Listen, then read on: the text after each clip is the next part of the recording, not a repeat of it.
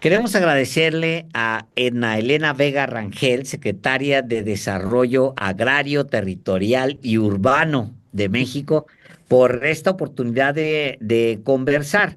Recientemente se ha presentado un balance en la conferencia de prensa de la presidenta por las mañanas, en la mañanera del pueblo, un balance de lo que es el programa de vivienda para el bienestar que incluye o consolida el trabajo de CONAVI, de Infonavit, es decir, es una estrategia muy amplia y por eso le agradezco a la secretaria, le agradecemos a la secretaria que nos permita conversar el día de hoy aquí en Los Periodistas. Gracias, secretaria. No, muchas gracias a ustedes, Alejandro Álvaro. Es un privilegio para mí estar con ustedes. Bueno, Gracias. usted es una funcionaria estratégica para el gobierno de la presidenta Claudia Sheinbaum por el programa que encabeza y que es muy ambicioso. La meta de construir 1.800.000 viviendas, pues no tiene precedente y obviamente eh, pues va a estar sometida a una permanente revisión de los avances. ¿Cuáles son los avances a pues un año, 3 meses del inicio del gobierno de la presidenta Claudia Sheinbaum en materia de vivienda, secretaria? Bueno, quisiera dar un poquitito de antecedente porque el programa, la etapa donde la doctora Claudia Sheinbaum fue candidata, la meta que ella fijó fue de la construcción de 1 millón de viviendas, 500.000 a través de la Comisión Nacional de Viviendas y 500.000 a través del Infonavit. Se fue consolidando, obviamente se asume este segundo piso de la cuarta transformación y viene un periodo especial que tiene que ver con la situación respecto a nuestro vecino del norte, todo lo que implica respecto a los aranceles, lo que ustedes conocen todavía mejor que yo. El programa, además de, por supuesto, atender a las familias con vivienda, también cumple un objetivo estratégico que tiene que ver con la generación de empleos. Entonces, al venirse esta situación, a principios de año, la presidenta instruyó, tenemos que fortalecer el programa para garantizar el incremento de empleos, los formales en este país. Y entonces pide que el programa se incremente y de ahí valorando pues todas las condiciones y los elementos de los que les hablaré un poco más adelante, se llega a esta meta sexenal de 1.800.000 nuevas viviendas. Entonces se mantienen las 500.000 de la Comisión Nacional de Vivienda que son destinadas a la población no derechohabiente, que no tiene fobista ni tenista, tampoco tiene la posibilidad de acceder a créditos bancarios y se mantiene esa meta. Y el Infonavit logra consolidar una meta de 1.200.000 viviendas. Ahí llevamos 1.700.000. Se suma también hacia ya más hacia mediados de año el Fobiste, con la posibilidad de que también Fobiste construya nueva vivienda y ellos tienen una meta sexenal de 100.000 viviendas nuevas. Esto es lo que conforma el 1.800.000. Importante la aclaración que no es un programa que inicia, se mantiene y no sufre cambios. Desde el principio fue mejorando la meta, mejorando las condiciones y va tomando forma de un programa integral. El 1.800.000 viviendas nuevas es uno de los componentes muy importantes, pero el otro componente tiene que ver con mejoramientos y ampliaciones de vivienda y también van a ser 1.800.000, incluso puede ser que sean más y además 1 millón de escrituras. Estos tres componentes conforman el programa de vivienda para el bienestar Y un elemento que originalmente sí estaba planteado como objetivo, pero que la verdad se fue consolidando, se fue integrando, es todo lo que tiene que ver con mejorar las condiciones de los acreditados anteriores. Es decir, estos créditos que se han llamado impagables, tanto Infonavit como Fovister, lleva la gente muchos años pagando, pagando, pagando y que lejos de liquidar su crédito, se iban incrementando. Entonces, las dos instituciones, Infonavit y Fovista, hacen un esfuerzo muy importante y hay casos que ya se han difundido donde las personas el día de hoy ya no deben nada. Hay otros casos donde se redujo de manera muy importante ese crédito y se congelaron las mensualidades. Entonces, hay una gama de situaciones fundamentales que han permitido pues, mejorar la vida de millones de personas y esto ahora, este cuarto elemento compone el programa de vivienda para el bienestar. Entonces, pues, vamos bien. El primer año, pues ustedes se imaginarán el gran reto, los desafíos que implica, porque primero, ¿dónde se construye? Entonces fue buscar todos los mecanismos que nos garantizaran una reserva territorial y lo logramos para este año y para el siguiente. La elaboración de los proyectos, entonces hacer todos estos proyectos en un corto plazo. Luego todo lo que tiene que ver con gestión, ¿no? Trámites, permisos y demás. Y lo logramos en colaboración con los gobiernos estatales, municipales. Entonces, este poco más de un año, híjole, ha significado lo que en momentos pensamos que no íbamos a lograr, porque era muy complejo, muy, muy complejo. Y bueno, más adelante también platicaremos de las características, pero mi humilde valoración es que vamos muy bien, muy, muy bien. Bueno, yo le preguntaría, secretaria, veo que hay una parte, por ejemplo, de todo el millón que ustedes están planeando, creo que es un millón de regularización. La meta del 2025 está eh, pensada para beneficiar a 220,000, con 220,000 regularizaciones, 200 o 120,000 escrituras.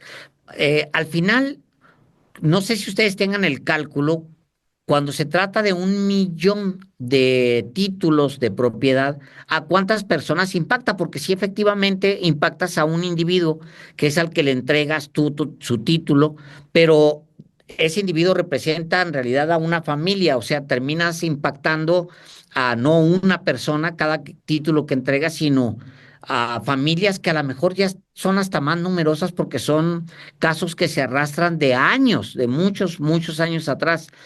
¿A cuánta gente, solo el tema de la regularización, a cuánta gente impacta, secretaria? Bueno, si tomamos como base los datos censales, que el promedio es de 3,8 habitantes por vivienda, 4 habitantes por vivienda, independientemente sí, las características que bien señalas, es distinta la composición familiar en el norte que en el sur, etcétera, etcétera, pero al menos este programa estaría llegando a 4 millones de personas en promedio.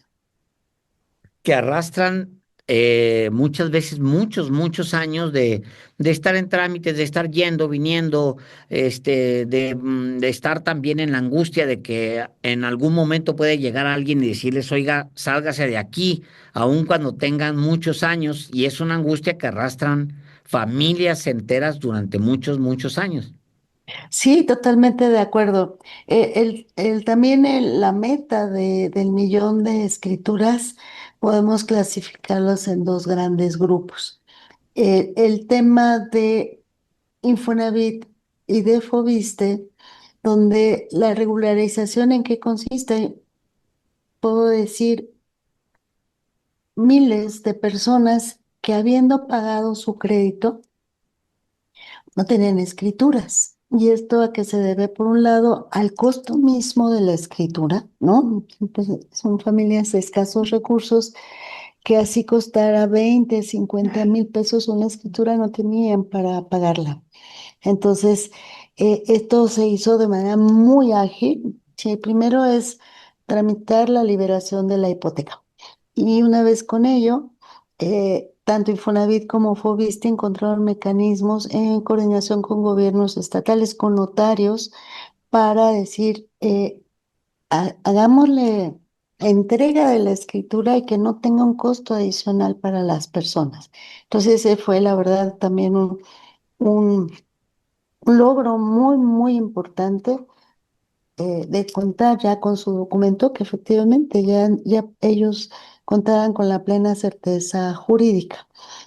Y el otro esquema es efectivamente donde las familias viven en lotes, independientemente de la condición de su vivienda, a veces sobre terrenos ejidales, comunales o incluso que habían comprado de buena fe, pero el presunto dueño pues no lo era, o simplemente con recibos ahí en papel, no había manera de acreditar esa adquisición. Entonces, ese es un proceso un poco más complejo, pero que estamos avanzando de manera muy importante porque se trata de regularizar a familias que ya están viviendo desde hace muchos años en un suelo, pero que habría que irnos para atrás. Si fue ejido, pues, y además el ejido ya vendió, pues entonces habría que o expropiar o acordar con los ejidatarios, y se hace sobre suelo ya urbanizado, ¿no? No sobre Ujú. suelo en el ámbito agrario, sino en suelo urbano. Y entonces es un proceso un poco más complejo, pero efectivamente familias de 20, 30 años y un solo documento no contaban, entonces hoy se está consolidando. Déjeme, Sí. le pregunto, perdón Álvaro, me atravesé ahí porque tiene que ver con este mismo tema, porque sí afecta a mucha población. Eh, siendo, teniendo un impacto tan directo sobre la gente más necesitada, teniendo un impacto incluso sobre gente, sobre votantes, así viéndolo así tan claro como es gente que vota, que va a las urnas. ¿Por qué los gobiernos anteriores no le pusieron énfasis a esto que es una, pues le entrega certeza a una familia en las manos? ¿Por qué huirle a ese problema, secretaria? Alejandro, haces una pregunta muy de fondo porque el origen de esos asentamientos irregulares también, ¿por qué no decirlo? Tuvo un origen político.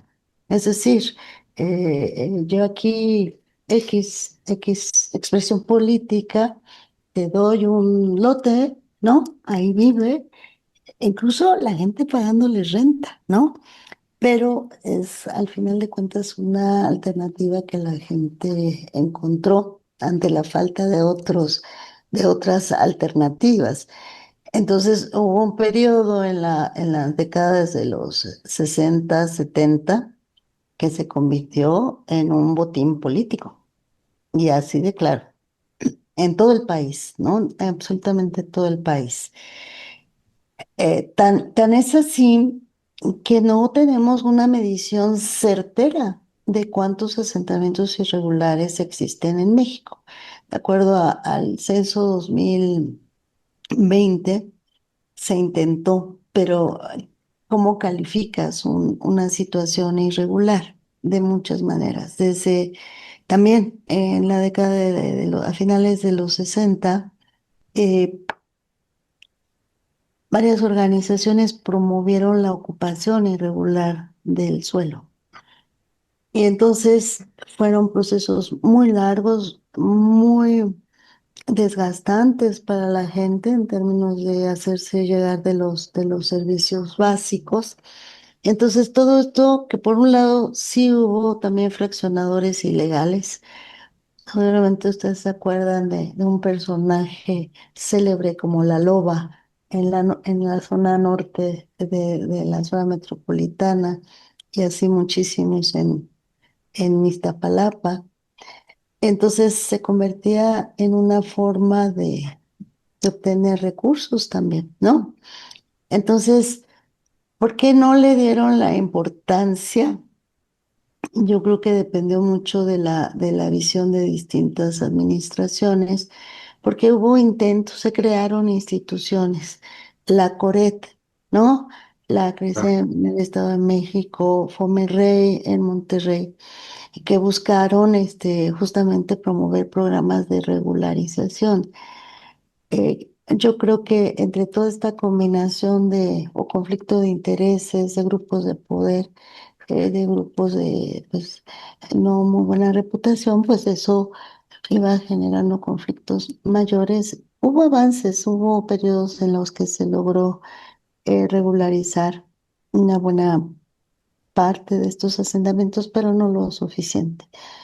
Hoy, cuando cambias de visión, o sea, no es una visión de cuánto me vas a pagar por el lote, cuánto me vas a pagar por regularizar, no, cambia. Entonces ahora el sentido justamente del derecho, de lo que le hemos llamado la función social del suelo, te cambia esta perspectiva, ¿no? De atención a las familias. Y hay otro caso también que destaca dentro de los asentamientos irregulares que tiene que ver con que se ubicaron en zonas de alto riesgo. Entonces, esta situación también dificulta en mucho poder avanzar en los procesos de regularización porque efectivamente no podría reconocer la permanencia de las familias cuando sabemos que están en riesgo. Entonces, más bien ahí aplica un tema de plantear la reubicación. Entonces, todo lo que tiene que ver con el acceso al suelo, la verdad es que son procesos socioterritoriales, políticos, económicos, mucho más complejos de los que podemos imaginar. secretaria, eh, está, digamos que, avanzando en su primer año este programa fundamental que tiene, en primer lugar, el propósito de dotar de vivienda a personas que carecen de ella, de los sectores más vulnerables de la sociedad. Eh, Me gustaría preguntarle cuántas se han entregado hasta el día de hoy a través del Infonavit, a través de la Comisión Nacional de Vivienda, según la información que usted tiene. Y otro aspecto que también es muy importante, porque este programa de edificación de viviendas nuevas estimula al sector de la construcción, que es un detonante también muy importante de empleo y de dinamización misma de la economía. Le hago estas dos preguntas que tienen que ver finalmente con lo mismo, con el que se genere una actividad económica en beneficio social. De la primera parte. Sí, Se han entregado hasta ahorita muy pocas, las 250 que entregamos en Playa del Carmen, más 40, casi 50 en Tabasco, como entrega ya las llaves, la sí, escritura. Sin embargo, a partir justamente estos días, esto va a irse incrementando de manera muy importante. Al principio les explicaba, fue un proceso sí. pues, que tomó su tiempo, el suelo, el proyecto, los acuerdos de inicio de obras. Entonces, por eso llevamos entregadas muy poquitas, pero ya, sobre todo por parte del Infonavit, se estarán entregando alrededor de 4,000 viviendas en lo que resta del año, en estas 3 semanas. Por parte de Conavi, aproximadamente 3,000. Pero a partir de enero, febrero, marzo, esto se va a detonar de manera muy, muy importante. Se tiene previsto entregar alrededor de 350,000 viviendas, que sería, digamos, nuestro avance al día de hoy. 386,000 viviendas que ya están en alguna parte del proceso de construcción. Unas muy todavía incipientes, que están en la limpieza del terreno, además, otros que ya están en franca terminación. Entonces, por eso la entrega se va a ver expresada hacia ya de manera muy, muy importante entre febrero y marzo del próximo año. Y discúlpame, Álvaro, justamente buscando este dato, ¿cuál fue la segunda parte de tu pregunta?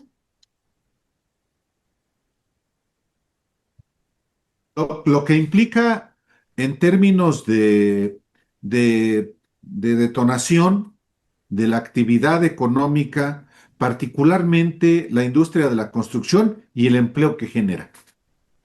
Hemos calculado, hay distintas metodologías para medir el empleo que se genera, pero hasta incluso algunos que ha tenido el Banco Mundial, la propia Secretaría de Hacienda, calculamos que por cada vivienda nueva se generan 4,5 empleos directos y 6,5 empleos indirectos. Este es el cálculo aproximado. Entonces estamos hablando pues de millones de empleos, ¿no? O sea, 1,8 por 4,5 pues ya nos resulta un número muy importante de empleos. También es un proceso. No es que tengamos todos esos millones de empleos ya en este momento, ¿no? Sino se inicia, bueno, con toda esta parte básica de limpieza, de compactación del predio, y luego ya conforme va la obra hay un punto pico, donde ahí sí están albañiles, carpinteros, electricistas, ¿no? Claro. Toda la cadena productiva. Y, y digamos, ahorita estaríamos pues en las primeras fases, por eso aún no vemos reflejada la cantidad de empleos directos y bueno, indirectos, todos los proveedores, hasta quienes se instalan donde hay una obra y surten comida, o sea, la verdad genera una economía bárbara. Y otra parte del proceso es justamente la inscripción de los trabajadores al IMSS, que es una tarea encomendada directamente por la presidenta. Está muy, muy preocupada de que logremos esta inscripción de todos los trabajadores y decíamos, sí, es un proceso, ¿no? Es desde el primer momento los 4,5 empleos directos, pero ya lo empezamos a notar, los datos que ha dado eh, el director del IMSS y la propia Secretaría de Hacienda, ya vemos un momento hacia, ¿qué te diré? Hacia mediados del año que logramos estabilizar porque venía a la baja el empleo, ¿no? Correcto. Entonces, sin duda se está contribuyendo con esta construcción, más la construcción de muchísimas obras que ustedes conocen, como los trenes y demás. Entonces, ya se mantuvo por agosto y ya en estos meses ya se está notando ese incremento. Dentro del proyecto o del plan de las 500,000 viviendas nuevas, me llamó mucho, o más bien dentro de las 300,000 de mejoramiento, me llamó mucho la atención, secretaria, una fracción de esta o una parte del programa que tiene que ver con vivienda en renta para jóvenes estudiantes y trabajadores. Eh, pues de entrada, porque sí, voltear a ver a los jóvenes es muy importante, pero también porque se trata de vivienda para gente que pues es muy vulnerable en algún momento de su vida, que son pues los que van a la escuela, que muchas veces pues, no trabaja uno cuando va a la escuela, entonces es muy vulnerable económicamente. ¿De qué se trata este programa? ¿En qué momento está? ¿Cuáles son las metas, etcétera? Es eso, una vertiente, una característica del programa que la verdad me hace sentir profundamente orgullosa, porque algo que me faltó hacer énfasis atendiendo las preguntas pasadas es que se puede producir muchísima vivienda. O sea, Infonavit tiene la capacidad para muchos más créditos. Pero el objetivo no es en sí mismo la producción de vivienda, sino es atender a la población más vulnerable.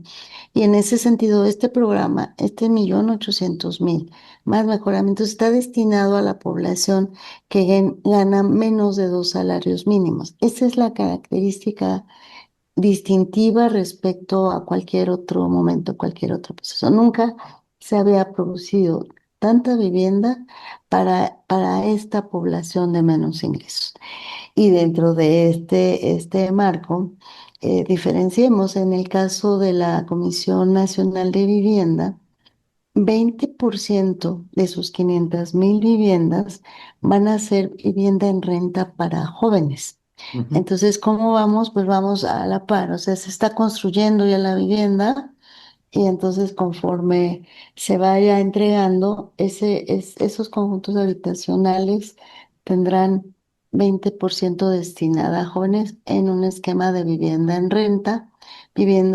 renta por 5 años, pensando en que sea un joven, jóvenes, si aceptan este esquema de roomies que llaman ahora, pues todo lo que sea la carrera universitaria y se puede ampliar 2 años más si ellos lo justifican.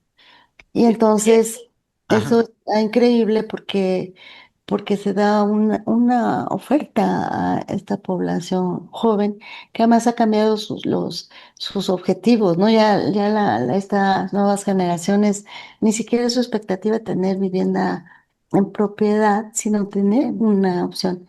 Y digamos, así vamos con el esquema de vivienda en renta para jóvenes. Y en el caso de Infonavit, es la vivienda en renta para un derechohabiente con opción a compra. Es decir, la persona puede decir, yo ahorita quiero rentar, ahorita no me interesa adquirir, pero no sé, cambian sus condiciones laborales, lo que sea, ya no siempre sí, quiero que sea mi propiedad. Y entonces se toma cuenta lo que ya pagó de renta para su crédito y ya sea vivienda en propiedad. Entonces, Mientras tanto, el Estado es el propietario, o sea, así se es, queda, ese 20% se queda, digamos, el Estado como tenedor. así es, así es. En el caso de Conavi, pues es la propia Conavi, en el caso de Infonavit, pues es el propio fondo, ¿no? En Infonavit no es propiamente el Estado, sino es el fondo de los trabajadores y queda bajo resguardo del propio fondo. Una última pregunta de mi parte, secretaria Edna Vega. Sí, Ana. ¿Cómo, cómo se evita, cómo se está evitando que personas que puedan adquirir una vivienda, puedan acceder a una vivienda de este tipo sin que la necesiten? Es decir, personas que a lo mejor por vinculación partidaria o amiguismo puedan adquirir una vivienda sin que tengan necesidad de ella y desplacen a quien sí requiere una vivienda. Muy importante tu pregunta, Álvaro. Bueno, aprovecho para decir que ya tengo el dato son 1.918 las viviendas ya entregadas. Correcto. Que ese dato me falta, es bien Muy bien. importante. También hay diferencias entre cada institución. En el caso de Infonavit, como ya lo escucharon, ¿cuáles son los requisitos para acceder al crédito? Uno, que sean derechohabientes. Sí. Dos, que no tengan ningún otro crédito. Eso es bien importante. Y tres, que tengan entre 2 salarios mínimos de ingresos. Entonces, el, el, la situación de derechohabiente es un mecanismo de control. O sea, no es que sea abierto, no es que sea ningún tipo de injerencia. Lo mismo va a suceder con Fobiste. Y entonces, todos esos candados que había antes de veintitantos trámites o requisitos, pues hoy no son tales, pero sí, y no servían de nada, pero también pues, todo el mundo puede tener dos, tres, cuatro créditos y conocemos situaciones así. Al ser tan acotado el programa, pues sí, su revisión dentro del Infonavit o del Fobiste es determinante. Donde en su caso se corre mayor riesgo es en la población no derechohabiente, la que no tiene este vínculo laboral, ¿no? Que sea también un mecanismo les iba a decir de control, pero no es propiamente pues, de seguimiento. Entonces, en esos casos, los requisitos son efectivamente no tener ninguna otra propiedad, lo mismo del ingreso. Entonces, ¿cómo se está trabajando? Donde está el proyecto en construcción, en Carolina 70 está ya edificándose. A la cercanía, a la mayor cercanía se coloca un módulo de registro. La gente llega, llena su solicitud, te dice, soy Juan López, tengo tal edad, tal, y ya se registra. Y después, con la Secretaría de Bienestar, se hace visita casa por casa para garantizar que la persona efectivamente esté en las condiciones que señaló. Se hace si tiene esta información, carta bajo protesta, decir, vea que no tengo ninguna otra propiedad, pero también se hace pues, una revisión en catastros, ¿no? Para, sí, efectivamente no tienen ninguna otra propiedad. Entonces, digamos, en términos de trámites, en términos de procedimientos, así está planteado. Pero yo me quiero regresar a un planteamiento que le aprendí desde el corazón al licenciado López Obrador, de que también hay que confiar en la gente y que la gente buena, ¿no? Atiende. Y entonces es más como ir acotando a quienes quisieran abusar del programa. Y como son localidades, digamos, pequeñas o más bien cerradas, la misma gente te lo va diciendo, ¿eh? Dice, Correcto. no, ese señor que si tiene una casa de 3 pisos y no, y entonces, ah, Sí. ese escrutinio social es increíble también. Bueno, secretaria Edna Elena Vega Rangel, muchísimas gracias por la oportunidad de conversar aquí en Los Periodistas. Pues es un tema fundamental, de verdad tiene un impacto tremendo en términos sociales y pues nos encantará invitarla más adelante para ir viendo avances. Aquí tiene su casa. Muchísimas gracias. No, muchísimas gracias, Alejandro Álvaro. La verdad que aquí en Sedatu, en la Secretaría de Desarrollo Agrario, Territorial y Urbano, tiene un club de fans. Aquí querían todos estar con Ah, que ustedes. sí. Entonces, cuando vayamos, mire, voy a ir a acompañar a un grupo que los admira también. Con todo Muchas gusto, gracias. secretaria. Muchas gracias. Hasta Siempre Muchas pronto. gracias. invitadas. Muy buenas Gracias, noches. Gracias. gracias.